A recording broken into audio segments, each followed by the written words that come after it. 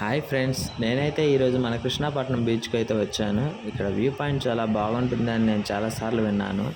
ఇది చూడడం కోసమే ఇక్కడికి వచ్చాను. ఒకసారి మీరు చూడండి.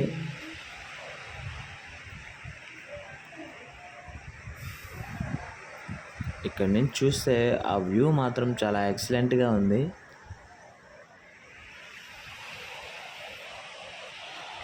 ఒకసారి ఇప్పుడు మనం బీచ్ మొత్తం అలా రౌండ్ వేసుకొని వద్దాం. ఒకసారి నేను ఇంతకుముందు ఇక్కడికి వచ్చినప్పుడు తాబేలు అయితే చనిపోయి ఉండింది ఫ్రెండ్స్. యాక్చువల్గా ఈరోజు నేను వీడియో తీయడానికి రీజన్ కూడా ఇదే. అది మీకు చూపిద్దాం అనుకుంటున్నాను. చూడండి, చూసారా? చనిపోయి ఇది ఇంచుమించు ఒక 4-5 డేస్ అయి ఉంటుంది ఖచ్చితంగా. స్మెల్ అయితే భయంకరంగా వస్తుంది. అయినా స్మెల్ భరిస్తూ మీకోసం వీడియో తీస్తున్నాను.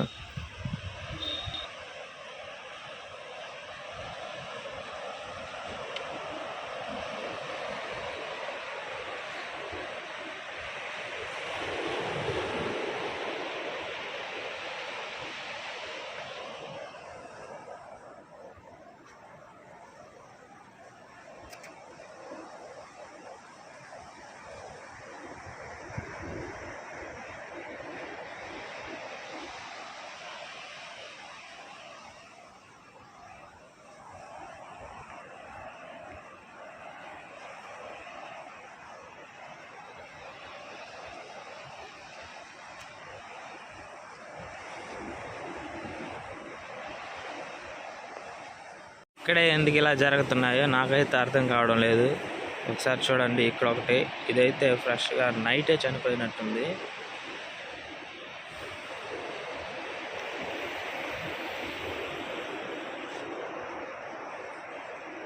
యాక్చువల్గా ఇవి గుడ్లు పెట్టడానికని ఒడ్డుకు వస్తాయి అంటుంటారు. చూడండి,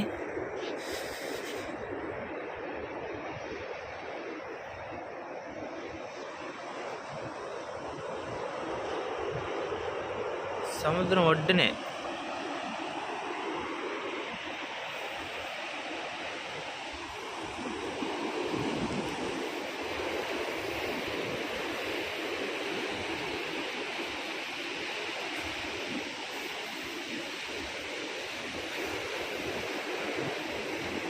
అదే ఇక్కడ ఒకటి కనిపిస్తుంది, చూసారా?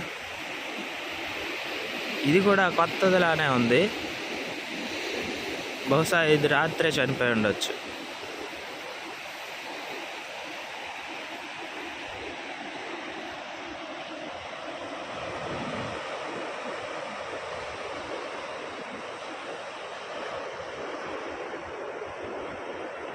సముద్రం ఒడ్డున ఎందుకు ఇలా జరుగుతున్నాయి అర్థం కావడం లేదు.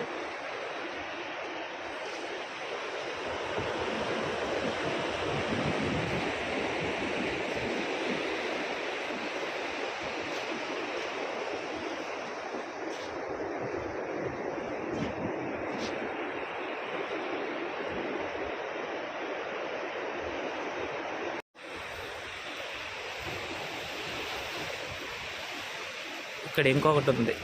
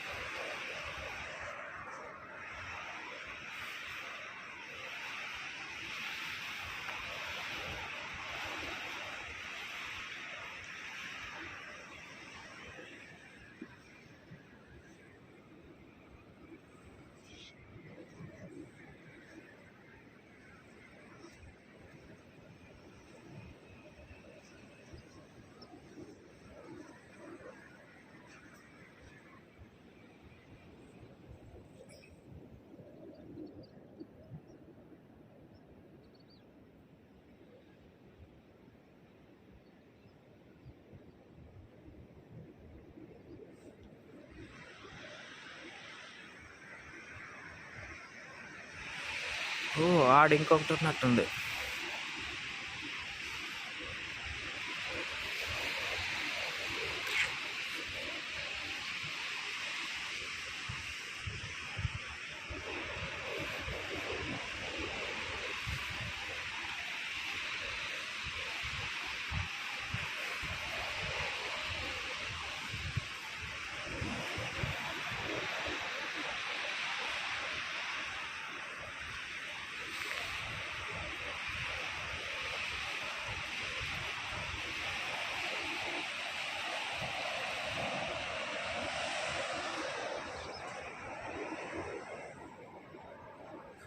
చేప.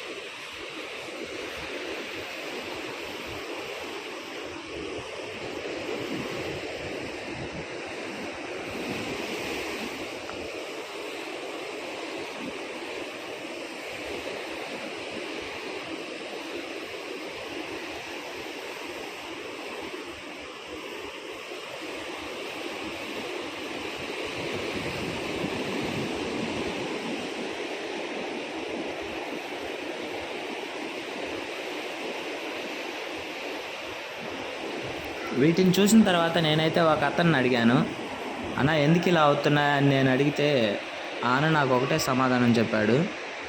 ఇది నార్మల్గా ఒడ్డుకు వచ్చి చనిపోతున్నాయని మీరు అనుకోవచ్చు, కానీ నిజానికి అదైతే నిజం కాదంట.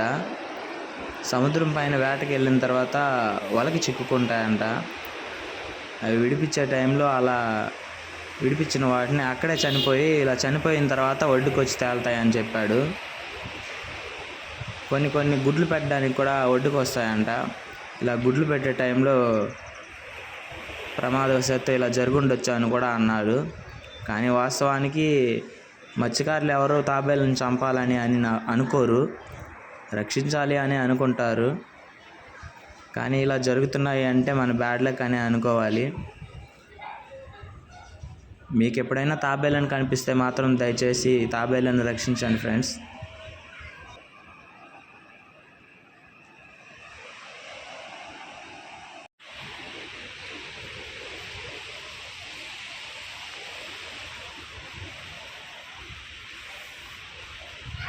ఇలాంటి ఇంట్రెస్టింగ్ వీడియోస్ కోసం మన ఛానల్ అయితే సబ్స్క్రైబ్ చేసుకోండి ఫ్రెండ్స్. Please subscribe friends.